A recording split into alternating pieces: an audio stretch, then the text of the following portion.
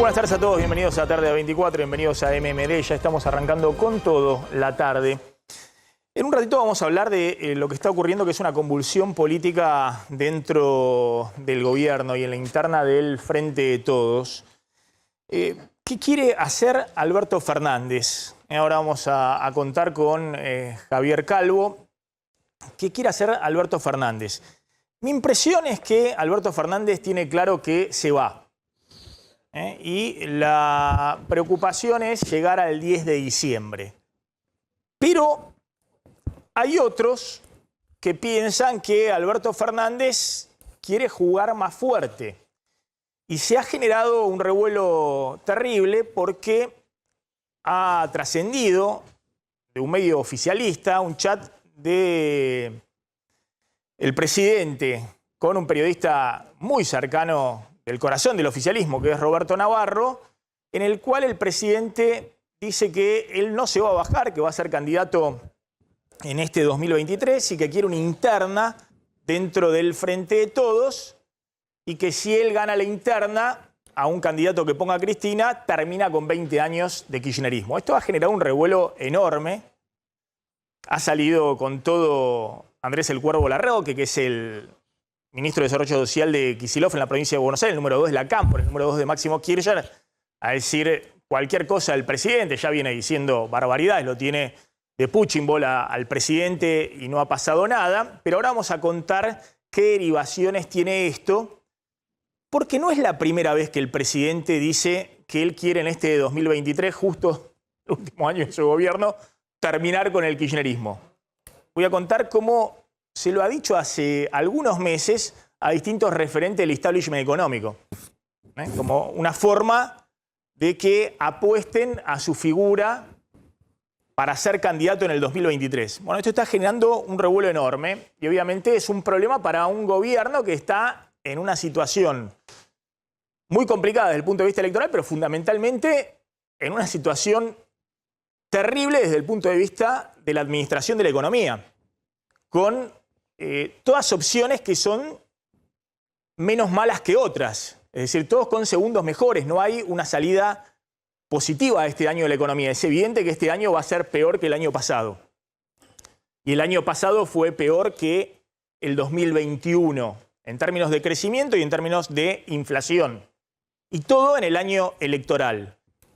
El otro tema que vamos a hablar desde la política en un ratito es cómo juega el factor Milei.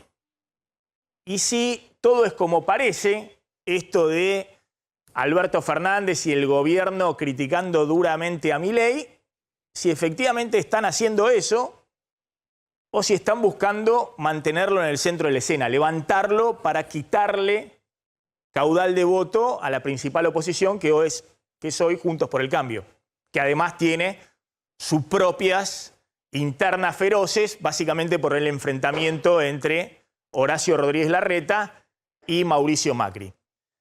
Pero antes de ir a ese tema político, que me parece que es fundamental porque de alguna manera puede complicar todavía más la administración de la economía en este año electoral, veamos un poco el panorama de lo que ha pasado en la economía en las últimas horas.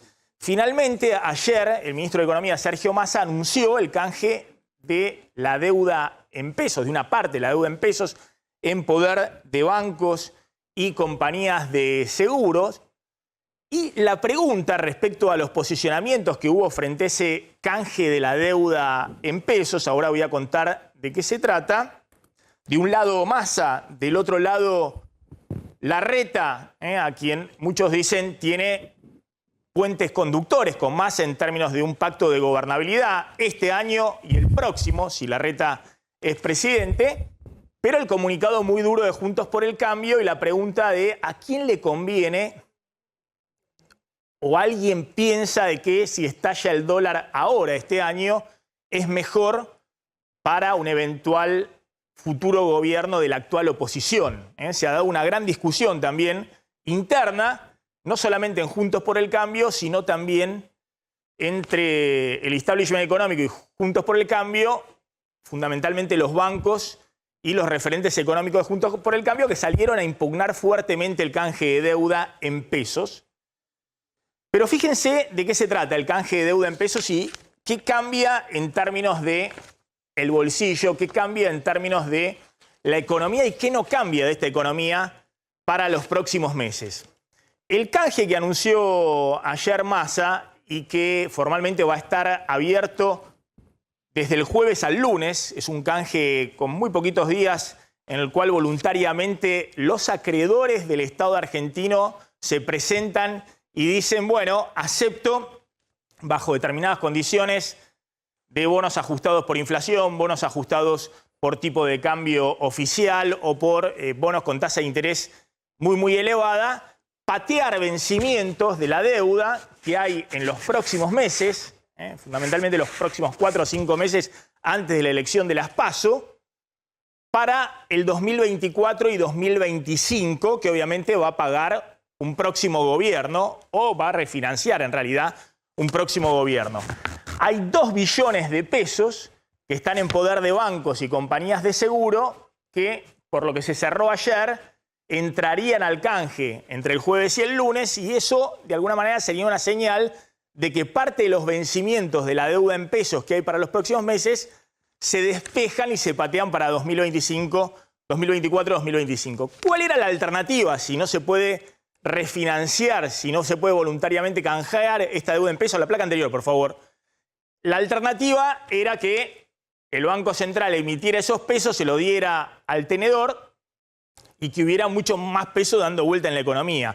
Por supuesto que ni los bancos ni la compañía de seguro tenían ni tienen otra opción que entrar en un canje de deuda, porque ni los bancos ni la compañía de seguro pueden con esos pesos ir a comprar dólares al tipo de cambio libre. Están súper regulados y no tienen muchas opciones que hacer con esos pesos. De hecho, los bancos están llenos de pesos y no quieren más pesos para estar prestándoselo a quién hoy en esta economía a tasa de interés exorbitante que nadie quiere tomar crédito porque a su vez todos están llenos de pesos por lo que ha sucedido con la inflación galopante y las restricciones que hay para la compra de dólares.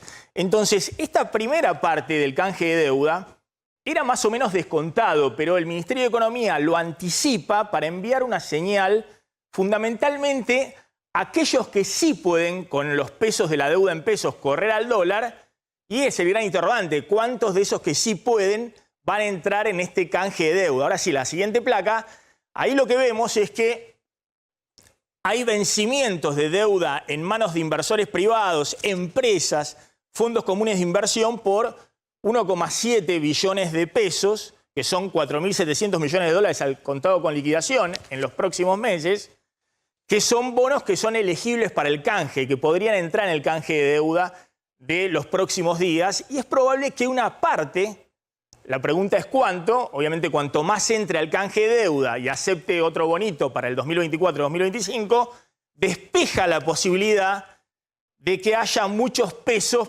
para correr al dólar en plena campaña electoral.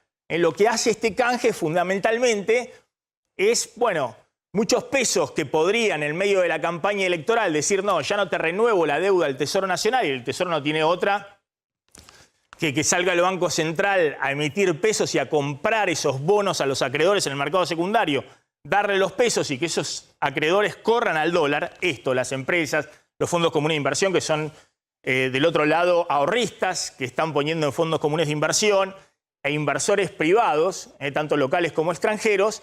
Bueno, la apuesta es que haya menos pesos que puedan correr al dólar en los próximos 3 o 4 meses. Por eso, el debate que se dio también con la oposición. ¿Cuáles eran las opciones en este momento? Que el Banco Central, pues este gobierno no iba a defoltear la deuda en pesos. Tiene un acuerdo con el Fondo Monetario que la única fuente de financiamiento es la deuda en pesos. En todo caso, lo que iba a hacer este gobierno, si no lograba refinanciar gran parte de esta deuda en pesos para 2024-2025, era que el Banco Central emitiera esos pesos y eso presionara al dólar y detrás de eso a la inflación. Es decir, un escenario de espiralización en medio de la campaña electoral. Y si eso beneficia a alguien o perjudica a todos, incluso a un futuro gobierno que entrar en medio de una hiperinflación o una crisis mayor, obviamente requiere de mucha espalda política y mucho consenso social y político para no terminar hundiéndose en ese fuego.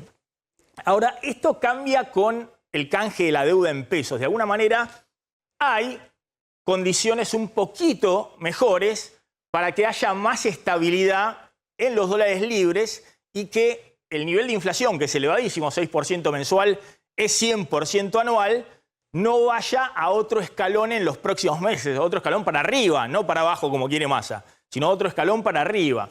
Ahora, esto de todas maneras no quita que en los próximos meses, en plena campaña electoral, va a haber presiones sobre los dólares libres y sobre la brecha cambiaria, porque todavía hay muchos pesos que pueden correr al dólar y no van a entrar todos al canje de deuda. Calculan que el 50%, en el mejor de los escenarios, de los que pueden entrar al canje lo van a hacer, y los otros seguramente van a pedir que les paguen esos bonos en pesos en medio de la campaña electoral. Va a haber más emisión del Banco Central para recomprar esos bonos, para que no se derrumbe el mercado de deuda en pesos, y eso va a presionar en los próximos meses sobre la brecha cambiaria. Ahora, ¿qué no cambia este escenario de lo que logró el Ministerio de Economía y que generó esta pulseada tan fuerte con la oposición? Cambia la idea de, bueno, dejemos que todo explote en los próximos meses. Ahora hay una chance, si se quiere, menor de que eso ocurra y de que se pueda sostener por lo menos una inflación que corre a un nivel muy elevado y una brecha cambiaria que obviamente va a estar muy presionada y que va a seguir en el 100% en los próximos meses, acompañando en el mejor de los casos de la inflación, pero no espiralizándose. Lo que no cambia en el escenario de la economía es lo que venimos contando respecto a la inflación, la falta de dólares y el estancamiento, la recesión que se viene para los próximos meses. Es decir, inflación superior al 100% desde febrero. Esto va a estar confirmado y ya fue confirmado ahora en la Ciudad de Buenos Aires el día de ayer. Ahora vamos a ver la medición de inflación de la Ciudad de Buenos Aires. El fuerte impacto que está teniendo la sequía, que algunos calculan hasta 20.000 millones de dólares menos que van a ingresar al país este año, y un piso seguro de 10.000, 11.000 millones de dólares menos. Y eso significa menos dólares no solamente para estabilizar el mercado cambiario, las reservas del Banco Central y generar un Banco Central que acumula reservas y puede generar cierta estabilidad, sino fundamentalmente menos dólares para la producción, para los insumos necesarios para sostener cierto nivel de actividad de producción y de consumo, y el riesgo de una economía que se está enfriando, que ya está mostrando indicadores en rojo y que tiene el riesgo de ir a un estancamiento con 100% de inflación e incluso a varios meses de recesión, es decir, de caída del nivel de actividad en algunos sectores. Por ejemplo, el campo va a tener una caída fuerte del nivel de actividad respecto al año pasado y eso va a arrastrar hacia abajo la economía. Entonces, vamos a una economía en el año electoral que va a ser peor a la del 2022. La del año pasado fue una economía con 95% de inflación y 5% de crecimiento. La de este año probablemente sea una economía con una inflación también cercana al 100% o del 100%, como está corriendo ahora, y hay que ver el nivel de actividad. Si va a ser 0, si va a ser -1, si va a ser más o menos eso, pero sin duda una economía que no va a generar los puestos de trabajo del año pasado y que tiene el riesgo de que empiecen las suspensiones y los despidos. En ese escenario, y ahora me meto con la parte política para enganchar, para que vean el grado de irresponsabilidad que tiene la política argentina, en primer lugar del gobierno, que es el que tiene que administrar y que está viendo este panorama, y del presidente. Ahora van a ver en el tema de los chats que dice, ojalá le vaya bien al ministro de Economía, ojalá le vaya bien en la baja de la inflación, pero si no le va bien, el candidato voy a ser yo. Es decir, especulando políticamente con su futuro personal y linterna dentro del frente de todos, en vez de estar viendo qué hace para tratar de acomodar mínimamente la situación económica en la campaña electoral. En medio de todo esto, la Ciudad de Buenos Aires dio a conocer el índice de inflación de febrero, que es un anticipo del índice de inflación que da el INDEC, que lo va a dar la semana próxima. La semana próxima, ¿no? El jueves de la semana próxima el INDEC va a dar el índice de inflación. En general, siempre acompaña en la tendencia, a veces está por arriba, a veces está por abajo, pero en la tendencia el índice de inflación de la Ciudad de Buenos Aires. Y de todas maneras es lo que ha ocurrido en la Ciudad de Buenos Aires y en muchos casos en el Gran Buenos Aires, porque el área metropolitana en muchos casos es una única unidad, no solamente geográfica, sino también socioeconómica. Fíjense, la inflación, 6% en febrero. Con esto la inflación interanual, últimos 12 meses, está en 103,1% en la Ciudad de Buenos Aires. El índice del INDEC va a dar un poco arriba de 100%, va a dar un poco menos de 103, pero va a dar arriba del 100% cuando se conozca el índice de febrero. Si ese índice es 6%, si es un poquito menos, un poquito más, la inflación últimos 12 meses va a dar arriba del 100%. Y la gran preocupación en la Ciudad de Buenos Aires es que el índice de lo que se llama la inflación núcleo fue 6,8%. Es decir, que en este mes no jugaron ni los precios regulados, que vienen subiendo, pero no fueron la causa de la disparada de la inflación, fueron los alimentos, que subieron 5%, ni los precios estacionales, que subieron 3%. Es decir, que la inflación núcleo, sacándole ese efecto o estacional o de los precios de las tarifas, por ejemplo, estuvo mucho más arriba. Una inflación del 7% ya es una inflación que va corriendo muy arriba del 100% anual. En ese contexto ahora va a contar Claudio Zlotnik cómo sigue habiendo toda una preocupación por cómo viene marzo con la inflación y los precios y el descontrol que está habiendo con justamente los controles de precios en los supermercados que se están desgajando de distintas formas por parte de las empresas. Claudio. Claro, efectivamente, porque lo que tratan de hacer las empresas es que cuando hay controles, tratar de saltar esos controles, y es lo que estamos viendo, y lo que explica que la inflación de alimentos en la ciudad el mes pasado fue del 7,7%. Bueno, veremos cuánto dice el INDEC, pero claramente está muy por encima del 3,2% que marcó el último acuerdo de precios que hizo el gobierno con las principales fábricas. Entonces, ¿por qué? ¿Qué es lo que está sucediendo? Y bueno, en los grandes supermercados y en el comercio minorista, las empresas, fabricantes sobre todo, bueno, toman medidas para saltar ese control de precios. Número uno, a ver, ¿qué es lo que ve la gente en los supermercados? Y que se fueron las promociones. Esperamos un segundito, ahora volvemos con eso, con lo que vos contás, cómo tratan de saltear los controles. Voy a enganchar con esto dos cosas. Una, la renegociación que por estas horas están teniendo con el Fondo Monetario Internacional de la meta de reservas, ¿no? Que lo contamos ayer. Massa estuvo en la cumbre del G20, estuvo todo el equipo económico hasta los últimos días en Washington renegociando el acuerdo, porque el impacto que tiene la sequía sobre la Argentina de alguna manera obliga a redefinir todo el acuerdo. La Argentina no va a tener la acumulación de reserva de dólares en el Banco Central, que era una de las anclas de la estabilidad. Tiene que dar una señal de que el acuerdo no estalla por los aires, sino que sigue el acompañamiento del Fondo Monetario, justamente que es la única ancla que hay en medio de esta economía. Entonces tenemos de un lado a Massa y del otro lado a Kristalina Georgieva, ¿no? Algunos dicen que están los dos muy preocupados porque el destino de los dos depende de que justamente la economía no estalle, ¿no? Ya hoy la ambición del Ministerio de Economía no es bajar la inflación al 3% mensual, porque eso ha quedado muy, muy lejos, sino lograr que la economía, en un régimen inflacionario que viene al 6% mensual firme, 100% anual, no se enfríe, no vaya a una recesión y genere un aumento fuerte de las suspensiones de los despidos y que eso genere todavía mucho más tensiones sociales en medio del escenario electoral. Yo decía, ¿qué es lo único que pide el FMI? Y todo lo que pide el FMI complica desde el punto de vista de la dinámica de la economía en el corto plazo. Es decir, no hay nada de lo que pida el FMI que sea algo que uno pueda decir, bueno, va a mejorar el bolsillo en el corto plazo. Son cosas del manual del ABC de la economía en esta coyuntura, porque si tocas mal un cable explota todo, pero son cosas que de alguna manera no implican un plan antiinflacionario.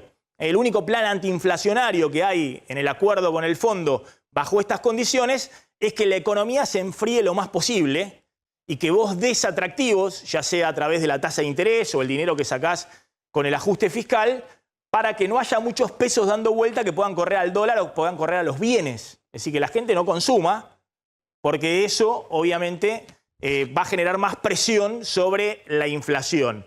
Bueno, ¿qué es lo único que exige el FMI? Mantener el ajuste fiscal como sea, y hay toda una discusión de cómo se va a mantener con la economía enfriándose y con menor recaudación vía exportaciones del sector agropecuario por el impacto de la sequía. No usar dólares para frenar el dólar libre, porque no hay dólares en las reservas del Banco Central. No usar más para la recompra de bonos públicos y frenar los dólares libres. Acelerar la mini devaluación diaria, que no se atrase el tipo de cambio oficial más de lo que ya está, y subir más la tasa de interés. Todo esto conforma un escenario, insisto, con inflación muy alta, y con una economía que se enfría. Después te vamos a contar cuáles son los instrumentos para mínimamente defender el salario frente a este régimen inflacionario. Cuáles son las recomendaciones que te vamos a dar mínimas para defender el bolsillo en la medida de lo que se puede frente a la inflación en este contexto. Está hablando el presidente Alberto Fernández, creo que está hablando de Rosario. A ver qué está diciendo. Con el gobernador Omar Perotti y con el intendente Pablo Hapkin. Ambos me ofrecieron su mirada y expresaron sus necesidades para enfrentar de fondo un problema que, repito, se ha desarrollado a lo largo de muchos años.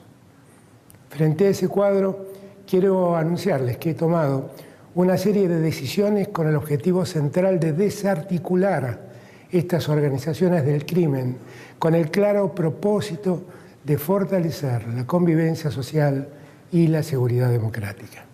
En primer término, he dispuesto el refuerzo de las fuerzas federales hasta alcanzar en esta etapa los 1.400 efectivos disponibles para la ciudad de Rosario. El ministro Aníbal Fernández estará mañana mismo en la ciudad poniendo en operaciones este refuerzo. En segundo lugar, he decidido que el ejército argentino, a través de su compañía de ingenieros, participe en la urbanización de barrios populares, acelerando tareas pendientes de ejecución y que son muy necesarias. Son las Fuerzas Armadas de nuestra democracia. Del mismo modo ejemplar como actuaron en la pandemia y en los incendios, harán ahora con la misma honestidad, destreza y convicción en socorro de una ciudadanía que las necesita. Se trata de tareas subsidiarias contempladas en la Ley de Defensa Nacional. Mañana el gobernador de la provincia de Santa Fe, Omar Perotti, firmará con la UIF el convenio para instalar una delegación allí en Rosario. De esta manera buscamos tener una mayor eficiencia en la lucha contra el lavado de activos derivados, entre otras causas, del narcotráfico. Además, ya firmamos con la provincia de Santa Fe el convenio de colaboración y cooperación técnica del RENAPER que permitirá validar las identidades a través del sistema de identificación segura, con rapidez y celeridad en los operativos de seguridad. También sumaremos rápidamente 600 cámaras de vigilancia con reconocimiento facial de última generación para la ciudad de Rosario. El sistema carcelario extremará la custodia contra los reclusos que han sido condenados y pretenden desde la misma cárcel seguir controlando sus objetivos criminales. Vamos a poner en el centro de la escena a la autoridad del Estado para devolverle a la ciudad su vida en comunidad. Estamos tomando decisiones contundentes. No nos tiembla el pulso en combatir el crimen organizado. A quien resulte implicado con esas organizaciones, sea que lo haga activa o pasivamente, le caerá todo el peso de la ley. No aceptamos mezquindades ni especulaciones políticas. Rosario, cuna de la cultura, de las ciencias y de las artes, no merece vivir en la zozobra. La manipulación informativa con el propósito del desgaste institucional y el juego político que hacen algunos para sacar provecho de esta situación solo merecen el repudio democrático. Vamos a hacer que Rosario recupere el orden y así su vida social, en libertad y con seguridad. Pero sobre todo, vamos a hacer justicia. Se lo debemos a las víctimas de las mafias y se los debemos a los hijos de esa ciudad. No permitiremos un solo acto más de impunidad. Quienes son parte del crimen organizado deben saber que hay un Estado con la fuerza y la inteligencia necesaria para detener, juzgar y encarcelar a cada uno de los que ha causado daño.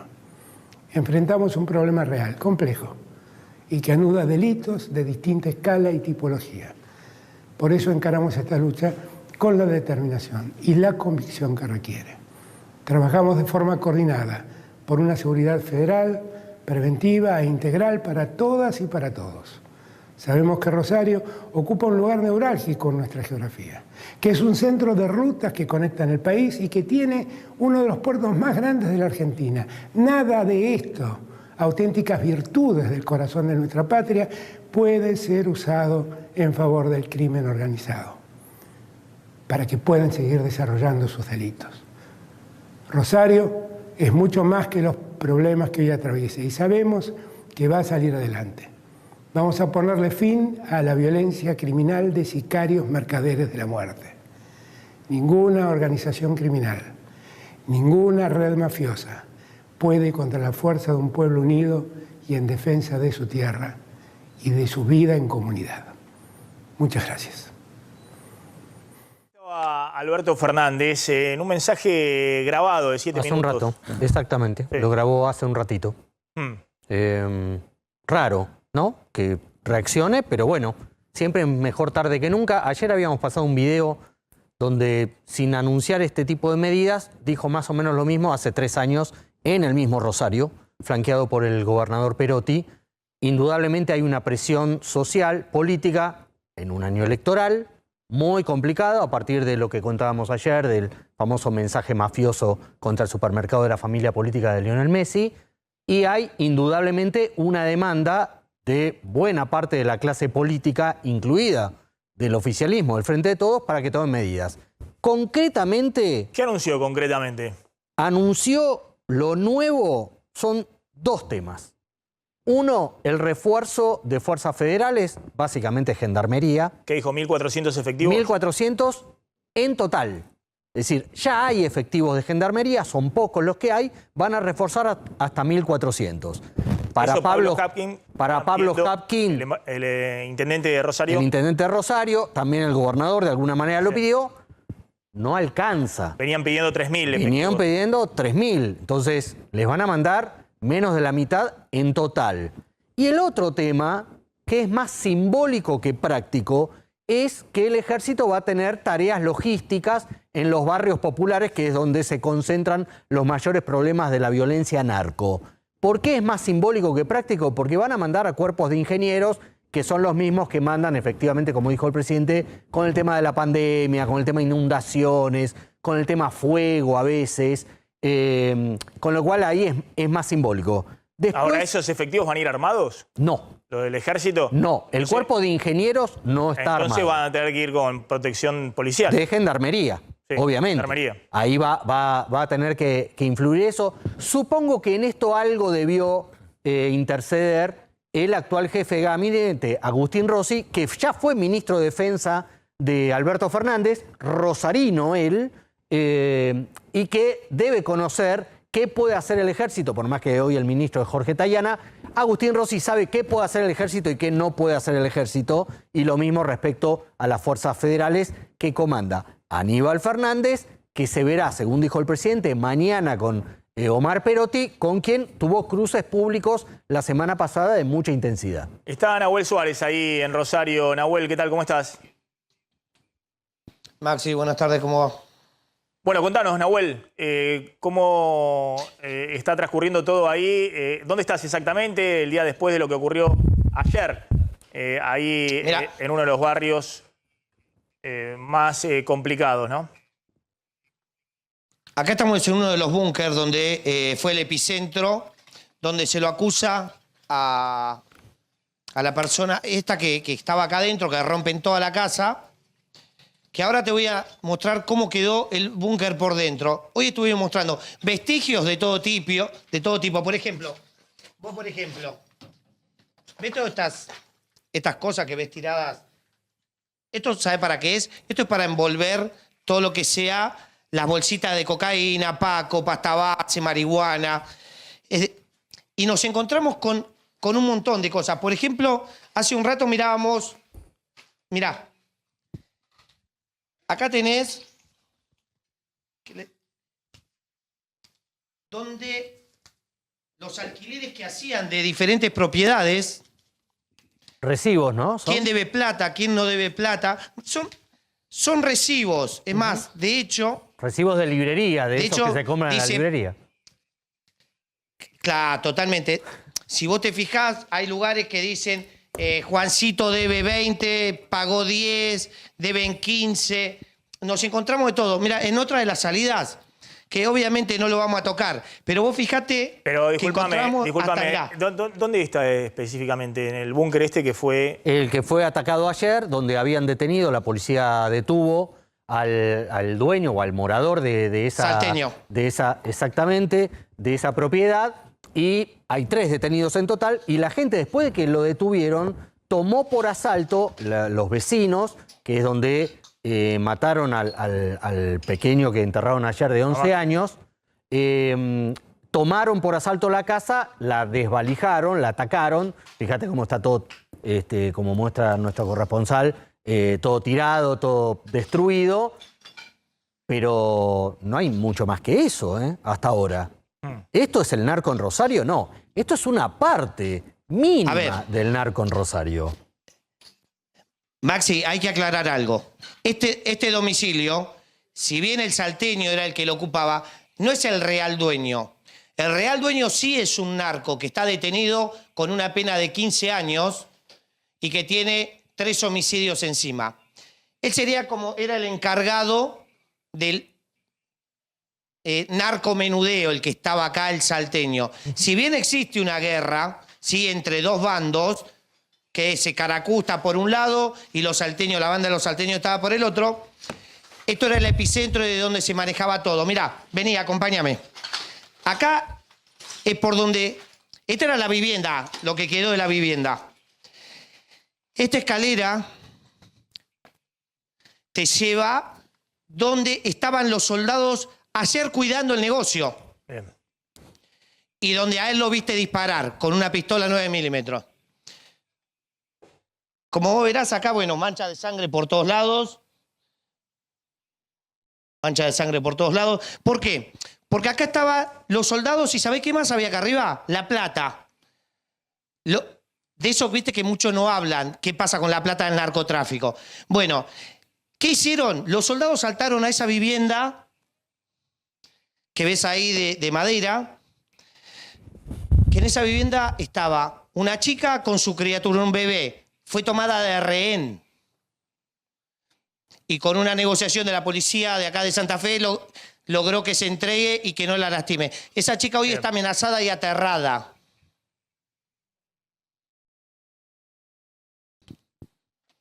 Bien, Nahuel. Así que, bueno, de acá... Bien, ahí está. Sí, te escucho. Un poco el panorama, ¿no? Sí, el problema que se ven siempre con estas cosas cuando mostramos búnkers o la policía cuenta, pasó mucho en la época de Bullrich, también como ministra, que cuentan que destruyeron búnkers, qué sé yo, después van a otro lado. No jodamos. No es que por destruir esto se termina el narcomenudeo o el narcotráfico, como bien decía, como bien decían desde Rosario, el que maneja el narco está preso y lo maneja desde la cárcel. Es decir, lo que tiene son capataces en el terreno, pero siguen manejando desde la cárcel. Por eso cuando el presidente recién dice, bueno, vamos a hacer con el servicio penitenciario, a extremar las medidas, zaraza, porque tanto el servicio penitenciario santafesino como el servicio penitenciario nacional tienen problemas serios para controlar a los narcos que tienen detenidos en sus dependencias. Bien, Nahuel, gracias. Nahuel Suárez ahí desde Rosario. Vamos a volver con este tema y vamos a hablar con el tema, lo que decía, político, ¿no? Cómo se posiciona Alberto Fernández en medio de una interna feroz que está ocurriendo y que él mismo está, de alguna manera, impulsando con su candidatura, con las versiones que deja correr off the record y con este chat que circuló en las últimas horas. Decíamos un escenario donde el FMI va a flexibilizar y va a anunciar una flexibilización del acuerdo, de las metas de reserva, incluso me dicen de otros instrumentos que están dentro del acuerdo, teniendo en cuenta todo el impacto que está teniendo la sequía, no solamente en términos de dólares, sino de recaudación para la Argentina, pero que sigue planteando la necesidad de subir la tasa de interés, que haya una tasa de interés real bien positiva, es decir, para que la gente esté tentada en dejar el depósito en el banco y no usar esos pesos ni para comprar bienes ni para correr al dólar, porque todo presiona sobre la inflación. En todo caso, el FMI ve como una señal positiva que la economía se enfríe, porque considera que en este contexto es lo único que le pone un dique al proceso inflacionario y que lo único que puede generar estabilidad desde el punto de vista económico. Yo planteo un interrogante desde el punto de vista social y político. Y contamos, bueno, ¿qué se puede hacer? ¿Cuál es la recomendación evidente? Y ahora la vamos a contar para tratar de proteger mínimamente en este escenario el salario. Pero tenemos a Claudio Loser, que está en Washington, fue funcionario del FMI durante muchos años. Claudio, gracias por atendernos, muy amable. No, gracias a ustedes por tenerme en el programa.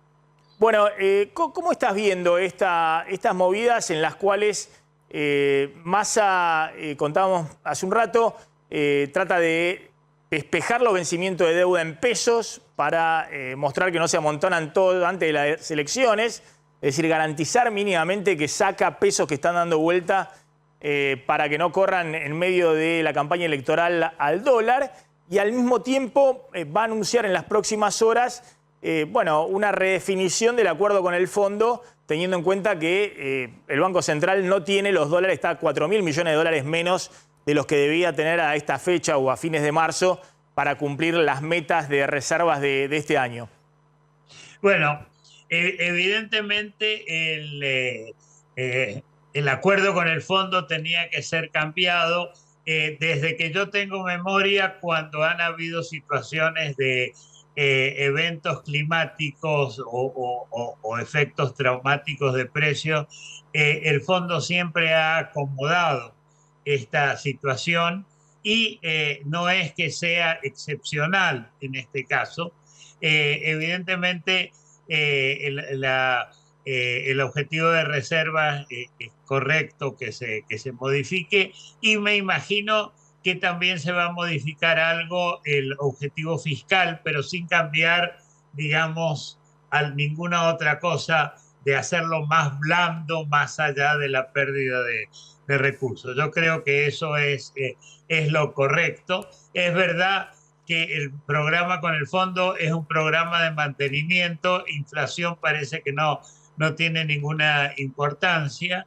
Me hace acordar a los programas de los años 80 y de los años, de principios de los años 90, no solo de Argentina.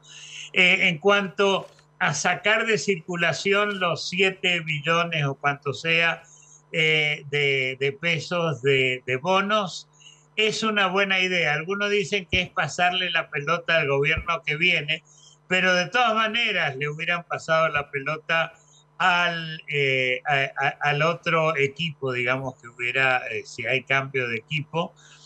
Y por lo menos esto presenta tanto tranquilidad para este gobierno, para ir a las elecciones, y para el gobierno que viene por unos meses. Pero en términos de que va a caer la actividad económica, no es mucho lo que se puede hacer con el fondo o sin el fondo.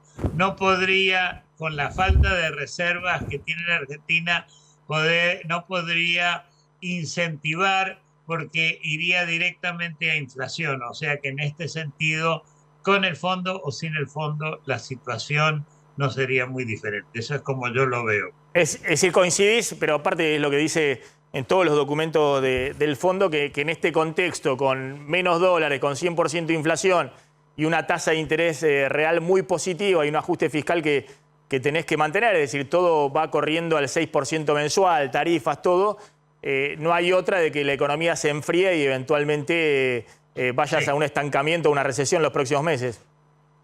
Sí, no sé si probablemente con la sequía, la caída en la producción, claro, eso va a tener un impacto directo sobre la agricultura y sobre todo, digamos, todo el sistema que es dependiente de las exportaciones.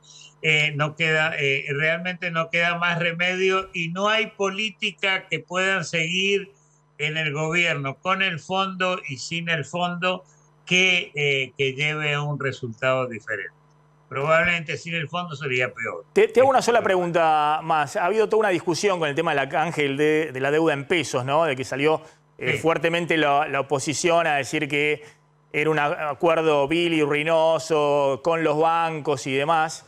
Y claro, ahí yo lo que planteo es claramente todo lo que tengas que pagar adicional en términos de condiciones de los bonos que emitís para canjear esa deuda 2024-2025, todo lo que tengas que darle al acreedor depende no solamente del riesgo que genera este gobierno, que obviamente genera riesgos por todos lados, sino también el riesgo que genera el que va a pagar, el que viene o el que va a refinanciar a partir de 2024-2025. O sea que la mejor solución sería que nuestra dirigencia política, cual un país civilizado, se sentaran los que supuestamente se van y los que supuestamente vienen, todos a negociar con los bancos y a garantizar que la Argentina no va a quedar nuevamente. Y eso bajaría las condiciones de tasa de interés, las condiciones de los bonos que emitís y demás. Como eso no ocurre, y estamos en medio de la pelea política, ha habido toda una discusión respecto a si esto es vil y ruinoso, y algunos plantean de que hay una interna fuerte también en la oposición, porque algunos creen que es mejor que estalle todo ahora, que se espiralice todo ahora. Obviamente este gobierno no va a defaultear la deuda en pesos, porque es la única fuente de financiamiento que tiene. Si no logra canjear una gran cantidad de esos bonos, lo que va a hacer el Banco Central es recomprarlo en el mercado secundario, como hizo el año pasado, emitiendo pesos. Todos esos pesos van a ir a presionar sobre el dólar, se dispararía la brecha, habría más inflación, la idea de que estalle en medio de la campaña electoral. ¿Vos crees que, pensando en una oposición que piensa hacer gobierno a partir de diciembre de este año, eso sería conveniente, digamos, que estalle todo ahora, que se espiralice, que se sincere toda una devaluación más profunda, una inflación más alta en medio de la campaña electoral? ¿Le conviene a alguien eso? ¿Le conviene a alguien? La oposición cree que le conviene porque paga el precio a este gobierno, pero yo creo que el efecto sobre el país de un estallido descontrolado sería muchísimo peor para toda la gente, porque realmente ahí no habría gobierno que venga después que pueda solucionarlo rápidamente. Yo creo que es una visión muy miope o cortoplacista. No estoy queriendo criticar a la oposición per se, pero me parece que la idea de que esto explote ahora es mejor que se muera el paciente ahora y no que lo tengamos en tratamiento por varios años.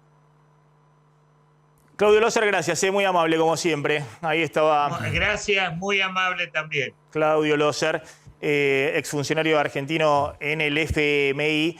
Bueno, decíamos que vamos a hablar del tema político, de lo que está pasando. Javier Calvo va a contar qué van a ser los dos tótems de la política argentina, Mauricio Macri y Cristina Fernández de Kirchner, si van a jugar o no van a jugar este año. Y también lo que ha pasado con esta interna feroz que ha estallado en lo que está diciendo en privado el presidente, que él quiere acabar con 20 años de kirchnerismo. Pero cerremos esto con el tema del Consejo para Defenderte frente a la inflación. Obviamente aquel que no está bancarizado, que no tiene una tarjeta de crédito, defenderse de la inflación es prácticamente imposible, digamos, porque cobrás y pagás y comprás y cobrás y comprás cuando tenés los pesitos. Entonces no hay posibilidad de acceder a crédito. Aquellos que están en el sector informal, si acceden a crédito con 200, 300% de tasa de interés o más, es totalmente usurario. Entonces no tienen forma de defenderse de la inflación. Por eso contamos siempre que la inflación golpea fundamentalmente a los sectores bajos o medios bajos que están fuera del sistema bancario, que se manejan en efectivo y que no tienen otra de apenas cobran una changa o un trabajo o lo que fuera, ir y comprar en el supermercado lo más rápido posible, porque cuando pasan 20 días, un mes, ya tenés remarcaciones del 6-7%, y eso es lo que se te va disminuyendo, licuando el salario, y no hay forma de acceder a crédito.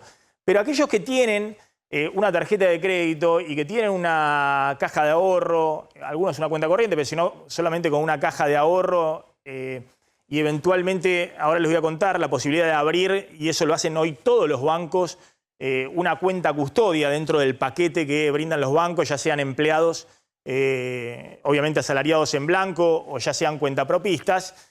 ¿Cuál es la recomendación en este momento donde vemos una inflación que va a seguir corriendo al 100% anual o más, es decir, al 6% mensual? Primero, obviamente, anticipar compras con tarjeta de crédito. Es decir, no es lo mismo comprar a principio de mes que a final de mes. La idea es comprar a principio de mes, apenas cierra la tarjeta de crédito, ahí hacer todas las compras del mes con la tarjeta de crédito. Eso es fundamental. No usar débito, no al débito. Es decir, no tiene sentido estar pagando con la tarjeta de débito. Para eso está hecha la tarjeta de crédito, tratar de pedalear, anticipar todas las compras que uno pueda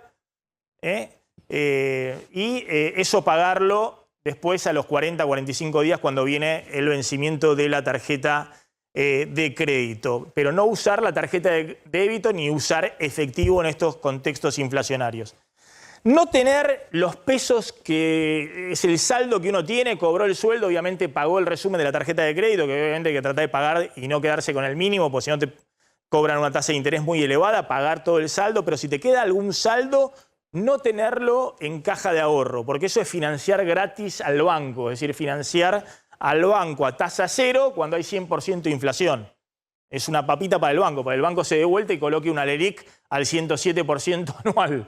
Es decir, es un negocio redondo y de hecho es gran parte de la financiación de los bancos, aquellos que dejan o dejamos en la caja de ahorro el saldo, aunque sean 10 días, que justo tenemos unos pesitos ahí, quedan 10 días en la caja de ahorro o 20 días, o va quedando ese saldo, esa financiación a tasa cero, en este momento es algo que beneficia a los bancos y que perjudica totalmente al ahorrista, al consumidor. Entonces, si hay algún saldo en caja de ahorro, averiguar en el banco, directamente con la home banking se puede hacer, abrir una cuenta custodia y operar un fondo común de inversión en pesos plazo fijo, que es lo mismo que un plazo fijo, paga un poquito menos de tasa de interés, hoy está pagando 60% nominal anual, que es una tasa muy elevada, y que uno lo puede retirar inmediatamente, no tiene que esperar ni siquiera al otro día. Es decir, es como lo mismo que tenerlo en una caja de ahorro,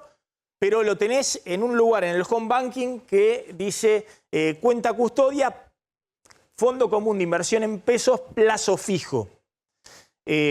Insisto, todos los bancos lo tienen, no hace falta una agencia de bolsa o lo que fuera, sino que todos los bancos se puede abrir en el paquete de la cuenta que uno tiene, hacer eso. Y el saldo, uno tiene 10.000 pesos, 20.000 pesos, 50.000 pesos de saldo y sabe que eso lo va a gastar recién o lo va a pagar dentro de 15 días cuando llegue la tarjeta de crédito.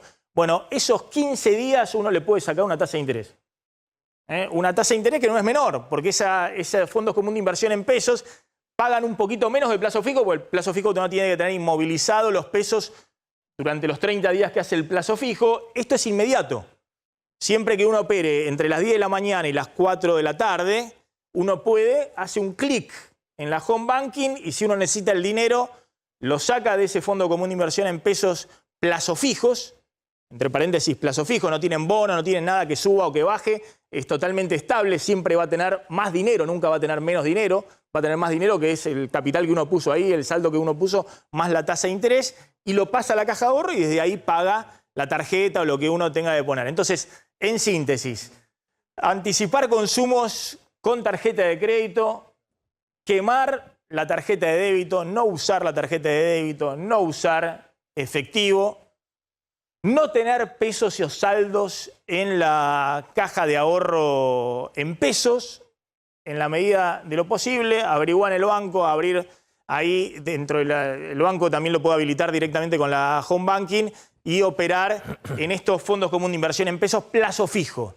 No, hay un montón de fondos comunes de inversión en pesos que tienen bonos, que tienen otros instrumentos financieros que dan más rentabilidad, pero que pueden tener el riesgo si caen la cotización de los bonos o pasa otras cosas. Esto no tiene ningún riesgo, tiene el mismo riesgo que un plazo fijo, tiene el mismo riesgo de tener la plata inmovilizada en la caja de ahorro en pesos, pero van a ver que si uno puede poner eso ahí, aunque sean los 15 días que me quedaron los pesos para pagar la tarjeta de crédito cuando viene el resumen, va a poder por lo menos proteger con un 5, 6%, en algunos casos 7%, entre lo que se ahorra anticipando con la tarjeta de crédito y lo que gana con la tasa de interés que te dan estos fondos comunes de inversión en pesos. Bueno, puede de alguna manera proteger un poquito más el poder adquisitivo de los salarios. En un ratito con Claudio Slotnick vamos a hablar qué pasa con aquellos que tienen que pagar tarjetas de crédito con una parte en dólares, porque hicieron gastos al exterior o una compra al exterior vía courier y tienen que pagar en la columna de dólares cómo acceder al dólar más barato y no pagar de más, porque ojo que hay un dólar para pagos al exterior de más de 300 dólares por mes que hoy ya está en 412 pesos. Y ese no hay que pagar con ese dólar. Así que ahora en un ratito lo va a contar Claudio Zlotnik. Está hablando el ministro de Economía, Sergio Massa, a ver qué está diciendo. El trabajo con CAF y el trabajo con los equipos técnicos para fortalecer el programa Andis de Argentina ha sido muy importante y este desembolso para la Argentina va a ser muy importante. Y mucho más importante es lo que de alguna manera representa esta segunda etapa del gasoducto Néstor Kirchner. Argentina está llevando adelante en el marco del desarrollo de una matriz energética de transición, una obra muy importante que nos permite que la segunda reserva mundial de shale gas la podamos aprovechar como recurso, no solamente los argentinos, sino que aspiramos a que se transforme en un instrumento de fortalecimiento de nuestra matriz energética para Chile, para Bolivia, para Brasil, para Uruguay, básicamente porque esta obra que estamos aprobando, que hoy tiene carácter nacional, puede transformarse en un bien multilateral, centralmente porque nos permite revertir un gasoducto y empezar a inyectar gas a Chile, a Bolivia y a Brasil a través de Bolivia, en una alianza estratégica que pueden plantearse Argentina y Bolivia. Entiendo la mirada de los países desarrollados, que a lo mejor no tienen el recurso estratégico bajo su subsuelo y de alguna manera no tienen la necesidad del desarrollo, el recurso a la mano y el desafío de desarrollarse. Los países en vías de desarrollo, que tenemos recursos que de alguna manera podemos aprovechar, debemos trabajar en conjunto. Por eso este es un banco de desarrollo para América Latina. Debemos trabajar en conjunto para desarrollarnos aprovechando los recursos que tenemos. Somos la región del agua, somos la región de los minerales raros y vemos a los países desarrollados viniendo a Chile, viniendo a Bolivia, viniendo a Argentina en busca del litio que el mundo necesita. Y ahí también exigimos sustentabilidad a la hora de analizar las inversiones para el desarrollo.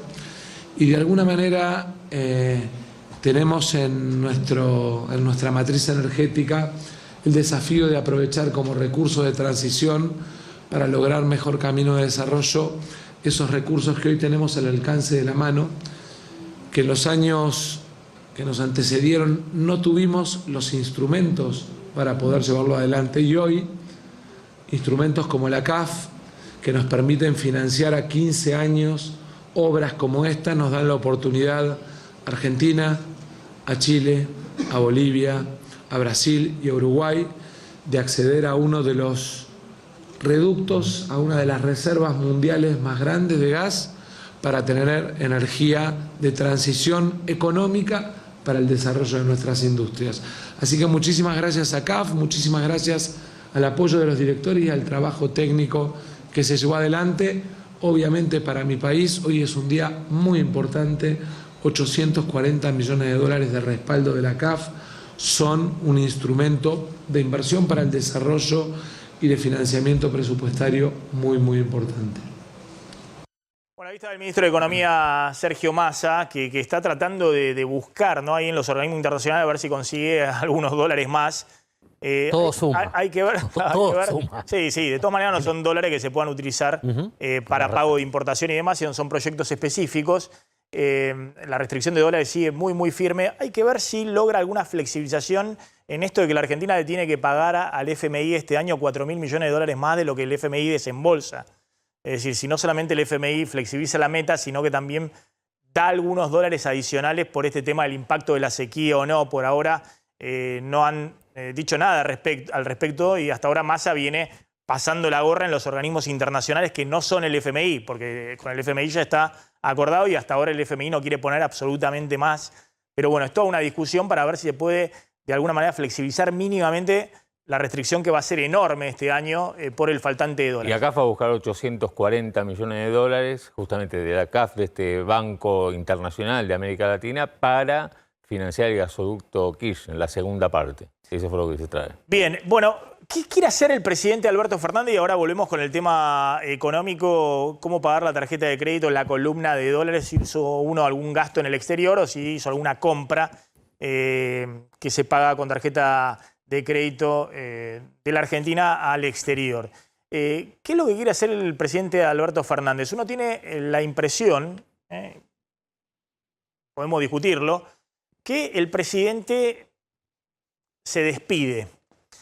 De hecho, eso es lo que quiere ver el kirchnerismo, ¿no? Hay una columna de Horacio Berbisky en El cohete a la luna, en su portal el fin de semana, donde pone adiós y una manito así despidiéndose, que se supone es la manito del presidente. Y él interpreta y dice, bueno, el presidente estuvo el 1 de marzo en la Asamblea Legislativa y dijo todo lo que había hecho, lo que no había hecho, criticó de acá, de allá, quiso congraciarse con Cristina, le pasó factura de que él se iba sin ninguna causa y demás, pero no contó después qué va a hacer. Entonces se va. Lo único que quiere el presidente hoy es, en la discusión de si quiere congraciarse con Cristina, que evidentemente no hay marcha atrás en la relación, porque Cristina lo quiere bajar a toda costa, más allá de todos los jueguitos o todos los gestos que haga el presidente, quiere sobrevivir, quiere llegar de alguna manera al 10 de diciembre manteniendo algo de poder, algo de en la mesa de negociación del Frente de Todos, en el toma y daca con los gobernadores, con algunos ministros, con el armado de las listas. Por eso la idea esta de la moderación a los gritos del presidente, ¿no? Se despide y solo quiere llegar al 10 de diciembre. Pero en medio de todo esto, trascendieron unos chats que habría tenido, pero me parece que en los que conocemos, digamos, a los actores, a los personajes, efectivamente ocurrió, entre el presidente Alberto Fernández y el periodista del corazón del oficialismo, Roberto Navarro, que generaron un revuelo terrible y terminaron de explotar la interna del oficialismo, Javier. Sí, porque el domingo vos comentabas la nota de Berbisky, ese domingo del portal del Destape de Roberto Navarro sale un análisis de Navarro electoral con varios encomillados refiriéndose a Alberto Fernández, dijo, Alberto Fernández piensa, y abren comillas. Algunos de esos encomillados generaron una reacción muy fuerte en la cámpora, particularmente el Cuervo Larroque, que salió nuevamente a hacer el alfil para atacar al presidente. Por ejemplo, dijo, ¿no? Le pone en su boca Roberto Navarro, ojalá Sergio la rompa y baje la inflación y vamos todos con él.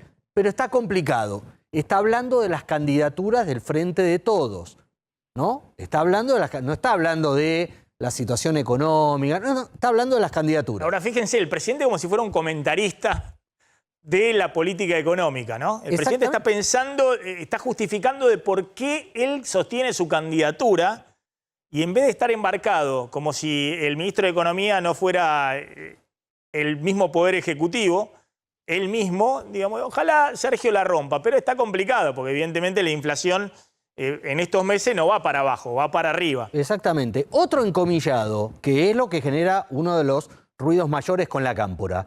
Lo importante es que va a haber una PASO, que es lo que siempre dijo él. Irá un candidato nuestro y uno de Cristina. Como si hubiera espacios distintos en el Frente de Todos, que todos sabemos que los hay, pero él los explicita, ¿no? Y entonces, por primera vez, habla no necesariamente que el candidato puede ser él. Tiene que ser un candidato del espacio. El presidente, si quieren pasamos a otro textual, el presidente lo que quiere es que no sea del kirchnerismo el candidato a presidente que presenta el Frente de Todos. Y ahí plantea una hipótesis de si hay paso. Y por ejemplo el cristinismo, del kirchnerismo, él habla del kirchnerismo, lo pone a Capitanich, yo puedo ir por el gobernador del Chaco, yo voy por nuestro espacio y si le gano a Capitanich, gano la interna y termino con 20 años de kirchnerismo. esta fue la única frase que en off the record la Casa Rosada desmintió. Pero, insisto, vos lo decías al comienzo, el vínculo que hay entre algunos periodistas y el presidente habla de que es muy lógico que esto haya sucedido, por eso hablamos de chats. Porque el presidente tiene la costumbre de dejar por escrito, en diálogo con periodistas afines, lo que piensa, lo que dice y lo que se puede decir. Sí, no vaya a ser que Navarro le muestre el chat al presidente. Pero, a ver, dos cosas respecto a esto. Una es el presidente justificando por qué él no se baja y es su candidatura. Totalmente. Hay una frase después muy clara respecto a por qué él no se baja. A ver. Esta es la última. Dice, si no soy candidato y tampoco Cristina, quedamos a la deriva. Es táctico. Lo que estoy haciendo es táctico. Dice el presidente. Digamos, el presidente claramente ha demostrado que tiene muchas dificultades para gestionar. Pero de política algo sabe, de rosca política sabe. Entonces, él sostiene su candidatura, que no va a suceder, en vista de esto está claro que no va a suceder, pero por una cuestión táctica, porque dice que si no está a la deriva, huérfanos de candidatos en el frente de todos. Bueno, acá hay que decir dos cosas, ¿no? El presidente toma como alternativa de que si no es él, está fogoneando también que puede ser Scioli, exacto, que está ahí a la expectativa dentro del mismo espacio, ¿no? Pero esto de termino con 20 años de kirchnerismo si le gana una interna a un candidato que ponga a Cristina, que hay que ver cómo le gana la interna, más allá de que pueda tener el aparato estatal y demás, porque todos coinciden que el mayor caudal de votos dentro del Frente de Todos lo tiene Cristina Fernández de Kirchner. Pero esto de termino con 20 años de kirchnerismo, aunque parezca increíble, es lo que el presidente Alberto Fernández viene deslizando en algunos círculos del establishment económico desde fines del año pasado. La idea de que eventualmente él va a terminar con 20 años de kirchnerismo, ya sea porque va a terminar fortalecido como candidato o porque va a ir a una derrota. O porque va a terminar de sepultar al kirchnerismo con una derrota. Pero que él se propone como garante de, si se quiere, políticas más racionales. Esto lo empezó a discutir cuando estaba toda la discusión del Fondo Monetario. El mensaje era, apóyenme a mí. En principio, ¿se acuerdan? Estaba todavía Guzmán, porque si no lo que viene es peor. Y el mensaje era también, miren, yo estoy de acuerdo con el rumbo que estamos negociando con el FMI, políticas económicas más racionales, y se ponía como garante de esas políticas frente al establishment económico para terminar con la época kirchnerista. Una cosa media delirante, si se quiere, del propio, con respeto, del propio presidente, teniendo en cuenta que él gobernó durante 3 años y unos meses ahora, y uno tiende a pensar de que, bueno, de que en general gobernó como gobernó. Digamos, con los cortocircuitos con Cristina, pero en base a los resultados es que el gobierno está tan mal y el Frente de Todos está tan mal en las encuestas. Por eso le cuesta también encontrar candidaturas. No es sencillo. Ni siquiera Cristina, que ya se bajó de la candidatura a presidenta en el 2019, tampoco le dan los números para ir a una candidatura presidencial. Por eso lo que buscan básicamente es que Cristina sea candidata a senadora por la provincia de Buenos Aires. Pero el problema del Frente de Todos, mientras que a Juntos por el Cambio le sobran candidaturas, al oficialismo, justamente por la debacle del gobierno, le faltan candidatos. Y eso también lo sabe el kirchnerismo, también lo sabe Cristina. Porque si no es Alberto Fernández, ¿quién es? Cristina dice que no. Habrá que creerle. ¿Quién? ¿Guado de Pedro va a ser el candidato? El otro tema que hay que tener en cuenta, y ahora vamos a hablar de qué van a ser los dos tótem de la política argentina, Cristina y Macri, Macri y Cristina. Hay una novedad ahí, ¿eh? El otro, vas a hacer un anticipo. Hay una novedad ahí. Bueno, el otro tema que hay que tener en cuenta es que cuando decimos que esta es una economía que está prendida con alfileres y que increíblemente, pese a los esfuerzos que ha hecho este gobierno con la interna feroz, pese a los cruces con la oposición, todos quieren sostener que no estalle el Fondo Monetario, China, el armado regional con Brasil, los bancos. Nadie quiere porque están todos o con deuda en pesos o con bonos en dólares que no quieren un nuevo default en dólares. Es decir, todo el establishment está tratando de acompañar, a diferencia del discurso que hacía en algún momento el kirchnerismo, se me vienen todos encima. Ahora nadie quiere que estalle. Y tiene un problema grande de coordinación con la oposición, que hemos visto, por lo que hemos contado, con la deuda en pesos, de cómo salió un sector de la oposición a patear el tablero con la deuda en pesos y salieron los bancos a advertirle a la oposición que esa deuda hay que refinanciarla y que detrás de eso están los depósitos a plazo fijo y que el peor escenario posible sería una espiralización en medio de la campaña. Ojo con la interna feroz dentro del oficialismo, porque más allá de que el presidente esté pensando a ver qué le conviene a él personalmente o al espacio político desde el punto de vista, todo el tiempo, hace 2 años que vienen discutiendo su posicionamiento político dentro del gobierno. Es una cosa de locos. En vez de estar viendo cómo gestionan conjuntamente, cierran filas y dan cierta confianza, están discutiendo la interna política. Ojo que la economía no está para que haya una pelea feroz con la oposición y a su vez una pelea feroz en la interna del Frente de Todos. Por eso hay que ordenarlo. Contame qué van a ser los 2 tótem de la política argentina. Mirá, Cristina Fernández de Kirchner, esta es la semana del regreso, para bien y para mal. Para mal, ¿por qué? Porque pasado mañana el tribunal que la condenó, el Tribunal Oral Federal que la condenó por la causa vialidad a 6 años de prisión e inhabilitación perpetua para ejercer cargos públicos, va a dar a conocer por la mañana, el jueves a la mañana, los fundamentos del fallo. Entonces ahí, otra vez en la agenda, los problemas judiciales con Cristina.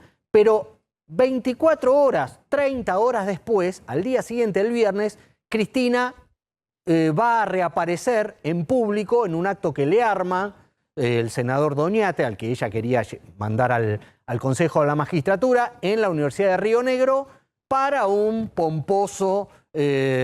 pomposa exposición sobre economía, política, distribución, el Fondo Monetario, un berenjenal que lo único que busca es darle una platea desde donde privilegiadamente Cristina Fernández de Kirchner va a volver a embestir contra los molinos de viento que ella ve, que es la justicia, los medios de comunicación, etcétera, etcétera. Y el sábado, sin la presencia de Cristina Fernández de Kirchner, está confirmado que ella no va a estar en Avellaneda, que vendría a ser el corazón del kirchnerismo, que resiste. Va a haber un acto con un operativo clamor. Luche y vuelve, se llama la consigna, a 50 años del triunfo de Cámpora, terminada la proscripción del peronismo en 1973. Con esa excusa, en Avellaneda se va a hacer un acto organizado básicamente por el kirchnerismo, por la Cámpora, donde hablarían Máximo Kirchner y Axel Kicillof solamente, para pedirle a Cristina Fernández de Kirchner que revea su decisión, o por lo menos lo que expresó, de que ella no va a ser candidata a nada. Después en diciembre vieron que un poquito se bajó y dijo, no, yo no me autoexcluí, estoy proscripta. Y de ahí se lanzó todo el tema de la proscripción. Pero ¿cómo es? Kicillof y Máximo Kirchner le piden a Cristina que sea candidata, sí, pero ¿cómo no está proscripta? Bueno, es que esa es la contradicción. Entonces, ¿Es de voluntad o está proscripta? No, bueno, pero la quieren convencer de que sea candidata y dicen vamos que está a los proscripta. datos. A nosotros que nos gusta ir a los datos, Maxi, no estás proscripta. La verdad que... Digamos, la única manera, que una sentencia judicial le prohíba efectivamente la inhabilitación para presentarse a cargos públicos es que haya condena firme. Y la condena firme la lleva solamente en el sistema procesal argentino la Corte Suprema de Justicia. Eso todavía falta años para que eso llegue a la Corte Suprema. Así que Cristina puede presentarse al cargo que quiera. Claro, pero me parece que es contradictorio el discurso, ¿no? Dice, bueno, Cristina está proscripta, es esquizofrénico. Dice en la Asamblea Legislativa de la provincia. El sábado va a decir, Cristina tiene que ser nuestra candidata. Sí. Entonces... pónganse de acuerdo, me parece que hay mucha confusión. Bueno, en ese caso para la gente, aunque pueda generar cierta mística en el núcleo duro. Contame, Dale. Macri, ¿Cuál es la novedad de Macri? Bueno, Macri busca elevarse, ya lo vieron el otro día con la foto en los premios con Messi y el Dibu Martínez. Él quiere estar por arriba de todo, incluso los que buscaron siempre, como Alberto Fernández, la foto con el astro argentino, los campeones mundiales. Bueno, mientras él busca elevarse, está armando un frente anti-Larreta. Él lo que no quiere es que Horacio Rodríguez Larreta, su gerente favorito, llegue a la candidatura presidencial, porque sabe que la mayor posibilidad es que Juntos por el Cambio se quede con la presidencia en la elección general de este año. Entonces, con Patricia Bullrich, con María Eugenia Vidal, arma un frente anti-Larreta. ¿Por qué arma ese frente? ¿No va a ser él? Bueno, ahí estamos poniendo el debate familiar. Mauricio Macri ya le dijo a su círculo íntimo familiar que no va a ser candidato a presidente. Salvo que haya un cisne negro, que la Argentina explote, que Cristina Fernández de Kirchner se presente como candidata a presidente, Mauricio Macri ya le dijo a su círculo íntimo, insisto, familiar, no político, porque lo chequé con la gente que lo rodea políticamente, sus allegados, y me dicen, no tomó ninguna decisión, estamos igual que siempre, no creemos que sea, pero no nos dijo nada. Bueno, a su familia sí ya le dijo que Macri no se va a presentar para ir por un segundo tiempo. Por eso arma más que nunca el frente anti-Larreta para que en las PASO de Juntos por el Cambio el PRO lleve una candidatura que venza a el jefe de gobierno de la Ciudad de Buenos Aires.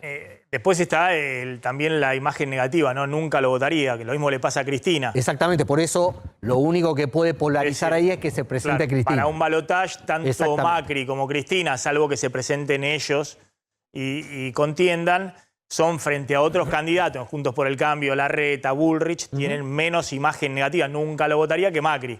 Y eso los hace más competitivos tanto a Larreta como a Bullrich para un eventual balotaje. Y lo mismo del peronismo, están buscando quién sería el candidato que tenga menos imagen negativa que Cristina.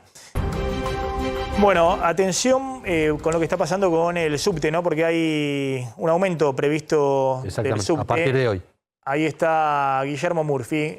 Guillermo, ¿cómo estás? Hola Maxi, exactamente, estamos aquí en Plaza Constitución, en el centro de transbordo. 38% del aumento del subte a partir de hoy. El boleto se va a 58 pesos. Pero no va a ser el único aumento, Maxi, porque ya está previsto uno para mayo, para junio, para que en octubre el boleto de subte cueste 80 pesos. Ese va a ser el precio. Pero bueno, fíjate que vos que la gente obviamente tiene que tomarlo. A ver, acá el amigo, ¿qué opinás del aumento del subte hoy, a partir de hoy? A partir de hoy es el aumento del subte, la verdad no estaba tan al tanto, pero... ¿Y qué puedo opinar? Mira, está subiendo todo, la verdad va a llegar la mitad del año y va a explotar todo acá. Así que es algo ya normal que estamos acostumbrados los argentinos. No estoy tan de acuerdo, pero bueno, ¿qué se le va a hacer? Gracias. Sí, la gente obviamente, Maxi, vos sabés que el subte es uno de los medios de transporte más usados que hay aquí en la ciudad de Buenos Aires y es obviamente necesario, ¿no? La gente ya no sabe qué te aumenta, qué no te aumenta, porque todo aumenta. Claro, y además con la SUBE también es difícil darte cuenta cuánto te están descontando. Claro. Este aumento ya debería haberse puesto en marcha en febrero, pero una medida judicial lo pospuso y recién se pudo poner ahora en marcha. Pero por eso se plantean varios aumentos a lo largo del año, porque la tarifa estaba retrasada en relación con lo que decimos siempre, con el resto de los precios. Sí. Aumentó el subte, señora. Me estoy enterando, ahora me estoy enterando. ¿Sí? Bueno, 58 pesos. Sí. O sea, sabía que iba a aumentar, pero no sabía desde cuándo. A partir de hoy. Tengo que cargar entonces ahora. Tiene que cargar la SUBE. Tengo que cargar la SUBE. Bueno, ahí está, Maxi. Es un tema que tiene que prever la gente, recargar la tarjeta SUBE, porque a partir de hoy, obviamente, el uso va a ser más y el débito de la tarjeta va a ser mayor, así que recargar la tarjeta SUBE. Fíjate la cantidad de gente que está recargando aquí en este centro de traslado de Plaza Constitución. No, fíjate que el aumento que decíamos en la ciudad de la inflación 103% último año, que en febrero dio 6%, claro, los regulados en En febrero debe haber pegado el aumento del colectivo, Claro, que en enero, estuvo en todo en enero y febrero. Bueno, ahora en marzo va a pegar el tema también del subte. De todas maneras, son tarifas que fíjate que han quedado tan atrasadas que la gente dice, bueno, va aumentando todo ahora con la inflación. Se pierde noción un poco de lo que pasa con los precios. Y el colectivo después, a partir de marzo, aumentos mensuales. Exactamente, un ajuste directamente mensual del colectivo. Está Paula Wilberger en una pollería porque una disparada fuerte del precio del pollo, además de la carne en febrero, que en el caso del pollo creo que siguió los últimos días. Paula. Exactamente. A ver, el número que vos decías de inflación tuvo mucha incidencia en el aumento de la inflación de este último mes, el fuerte incremento en las carnes, en el pollo y también en la verdura. Alimentos en general, alimentos y bebidas, pero carne, pollo y verdura fue lo que más aumentó y eso incidió en el número de inflación. Estamos con Carlos, dueño de este negocio, que nos va a contar a ver cuáles son los motivos y cuál fue el último incremento que registró el pollo. Te explico. Hay un incremento general del 7 y pico, se habla. Pero lo que la gente desconoce, ese es el tema, que todos los galpones, donde están las gallinas, donde están los pollos, son todos de techo de chapa y las paredes de chapa. Con la ola de calor. Imagínate, si en Capital llegó a sensación térmica 43 grados, estás hablando que en esos galpones yo creo que superás los 60 grados. ¿Esto provocó baja en la producción? Mortandad terrible y ahora como si fuese poco apareció la gripe aviar. Te explico, los pollos o las gallinas 24 horas y se mueren. Y si vos tenés animales vivos, los terminás matando porque siguen contagiando. Entonces hizo que, imagínate, yo calculo que entre todo subió un 20%. Yo creo que el pollo y el huevo es lo que más subió en estos días. Pero la que la gente desconoce es lo de las temperaturas, altas temperaturas que hay en esos galpones. Sí, Carlos te está escuchando. Sí, sí, Carlos, una sola pregunta te quería hacer. Gracias, Paula. ¿Me escuchás, Carlos? Una pregunta. Sí, ahora sí te escucho mejor. Te quería hacer. ¿Qué pasa con la demanda, no? Porque, por ejemplo, el año pasado la carne había subido 65% en el año y la inflación fue 95%. De todas maneras venía en caída el consumo de carne vacuna. ¿Qué está pasando con el consumo de pollo? Mirá, el consumo de pollo subió muchísimo por el valor alto que tenía la carne. Claro. A su vez, muchos médicos recomiendan menos cantidad de carne vacuna por el ácido úrico. O sea, fue incrementando. ¿Qué pasa? Ahora, toda esa gente que se volcó al pollo se encuentra con que la suba fue altísima. Yo no te puedo mandar el chivo, pero hay una empresa muy famosa, muy grande en el país que exporta pollo. Y pararon la exportación, pero eso es por medio de, ¿cómo te puedo explicar? Demostrar que por sanidad, que el pollo argentino no lo van a vendérselos, ¿entendés lo que te quiero decir? Es como que hicieron una propaganda, estamos matando pollo y por eso no exportamos, pero es más como para que dicen, quédense tranquilos que el pollo que matamos no tiene gripe aviar. Pero imagínate una empresa monstruosa que se le están muriendo miles de animales. ¿Qué pasa? Ahora me cae a mí que yo tengo pollo de campo, huevo de campo. El pollo de criadero están todos juntos. Poner en un galpón tenés 1.500 pollos. Está bien. Se contrajeron, ¿qué pasa? Se mueren. Y si no, el otro día se te muere. Entonces matás todo. Es mucha la matanza que está habiendo y si no se mueren. Y eso reduce la oferta y se disparan los precios.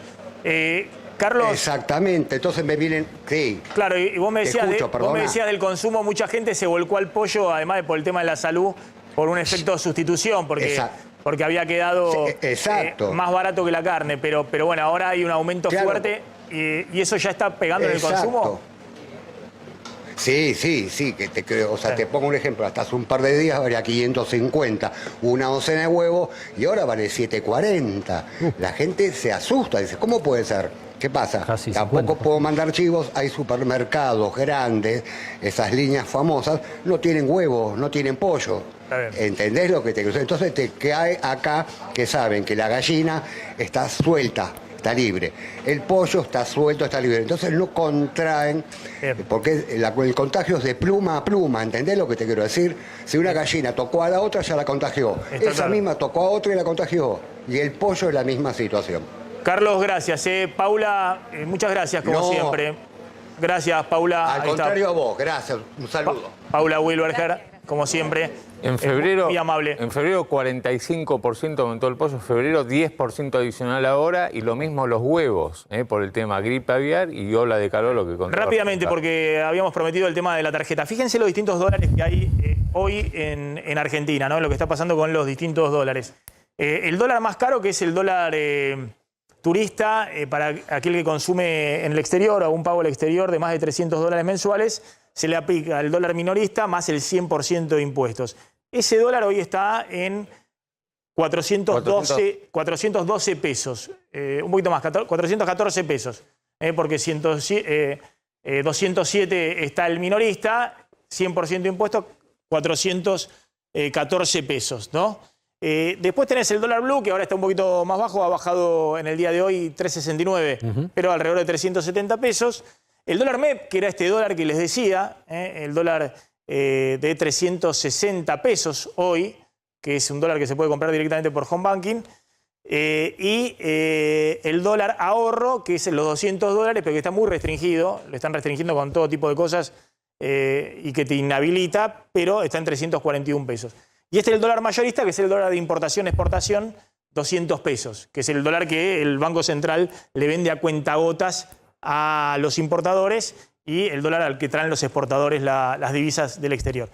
Bueno, simplemente da un adelanto, digamos, de cómo hace uno para pagar la tarjeta de crédito y no pagar este dólar de 400, que en realidad son impuestos que se pueden reintegrar, pero estamos ahora en la primera parte del año 2023 y recién te lo pueden reintegrar dentro de más de un año. Bueno, la clave acá es comprar aquel que tiene justamente consumos con las tarjetas en dólares, más de 300 por mes, comprar el dólar bolsa, el dólar MEP, y depositar esos dólares en la caja de ahorro que tiene en dólares. Va con los pesos, compra el dólar MEP, lo deja depositado en la caja de ahorro en dólares y paga los gastos en dólares con la tarjeta directamente con esos dólares que compró. Entonces hay un ahorro, se va a ahorrar, en vez de estar pagando el dólar de 414 pesos, va a estar pagando el de 360. Claro, que todo está 358, 360. Un ahorro de 56 pesos por cada dólar. Ese dólar MEP, de nuevo, digo, los bancos en la home banking, no hace falta incluso ni una casa de bolsa, una LIC o lo que fuera,